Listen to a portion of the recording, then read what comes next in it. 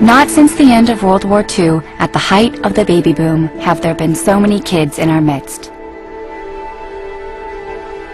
There are now more than 52 million kids under 12 in all in the United States, the biggest burst in the U.S. youth population in half a century.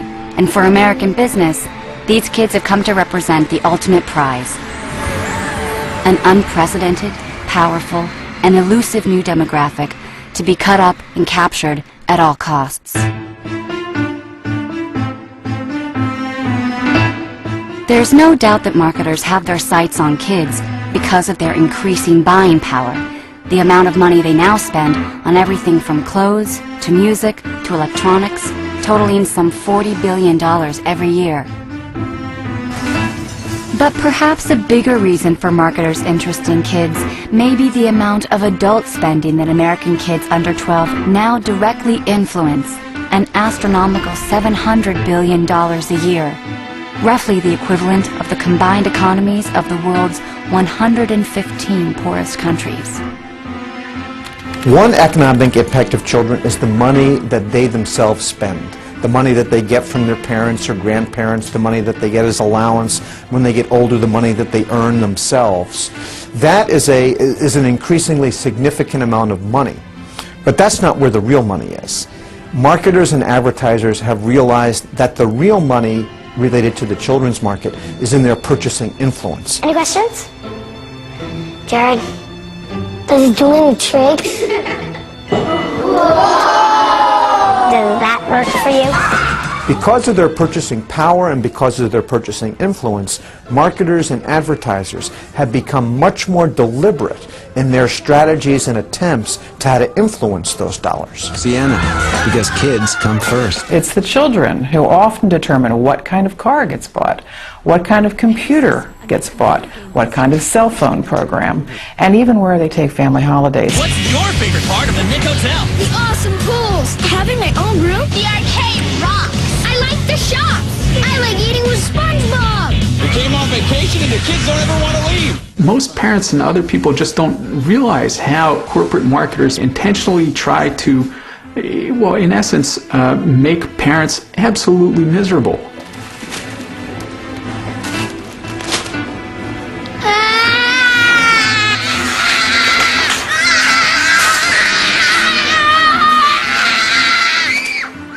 Corporate marketers have actually studied the whole nagging phenomenon, which corporations do nagging better, and they provide advice to corporations about, what kinds of tantrums work better.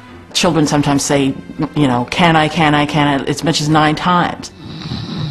Will you take us to Mount Splashmore? No. Will you take us to Mount Splashmore? No. Will you take us to Mount Splashmore? No! And part of the nag factor is designed to help maximize the number of times children will keep asking and keep asking. Will you take us to Mount Splashmore? Will you take us to Mount Splashmore? If I take you, will you two shut up and quit bugging me? Yeah, of course. Well, will you take us to Mount Splashmore? Yes! Thanks, Dad. So these kids have a lot of power in the economy. The advertisers know it, and they are going after them in a way that is unprecedented. It's the place where I want to be. This generation of children is marketed to as never before.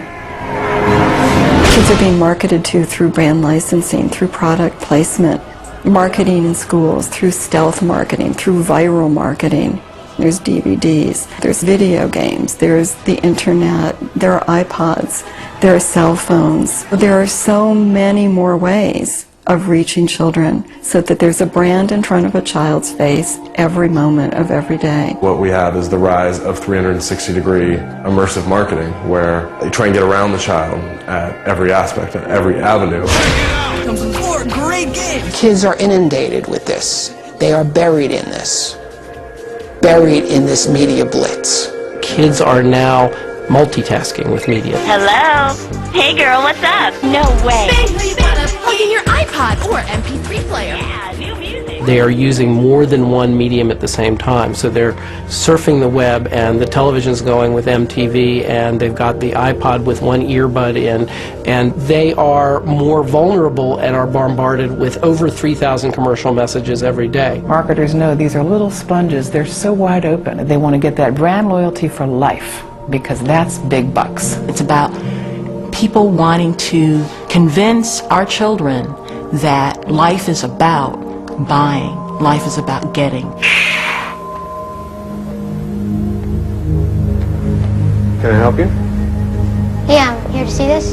Go ahead. So the philosophy becomes cradle to grave. Let's get to them early, let's get to them often, let's get to them at many places as we can get them. Do you have a business card? Sure. Not just to sell them products and services, but to turn them into lifelong consumers. See you in about 20 years.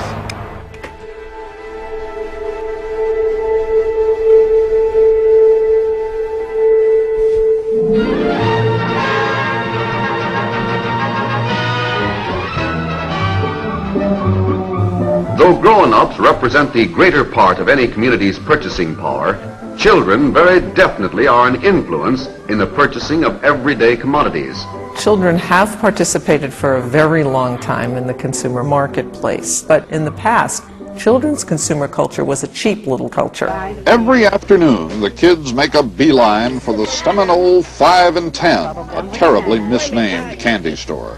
It should be called the Seminole 1 and 2, because that's the way Alice and Frank Smith make their living, a penny at a time. Well, it's penny candy because kids only had pennies. Kids, this is a toy you've got to have. Look at the fun Debbie and Andy are having with these realistic Ride-'em toys.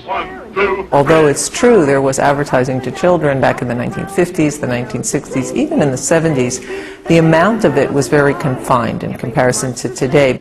You ought to get a Slinky.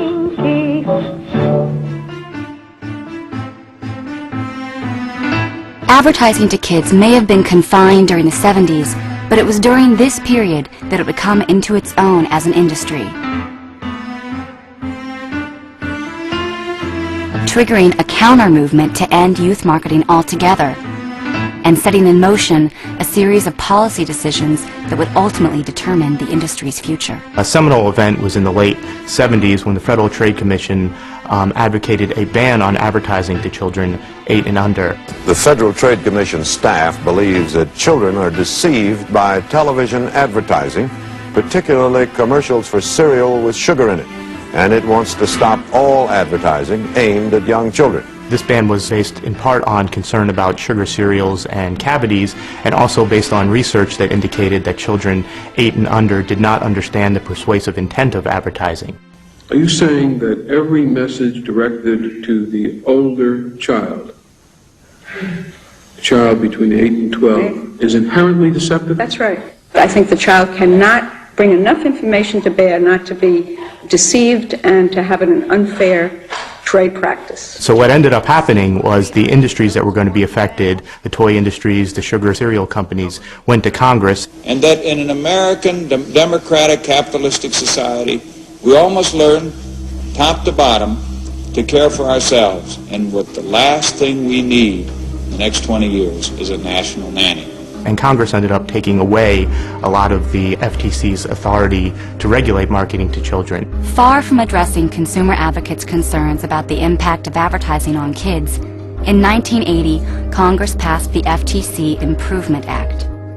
The law mandated that the FTC would no longer have any authority to promulgate any rules regarding children's advertising. The Congress of the United States, under pressure from advertisers and marketers, actually took away from the Federal Trade Commission the right, the authority to regulate advertising and marketing to children.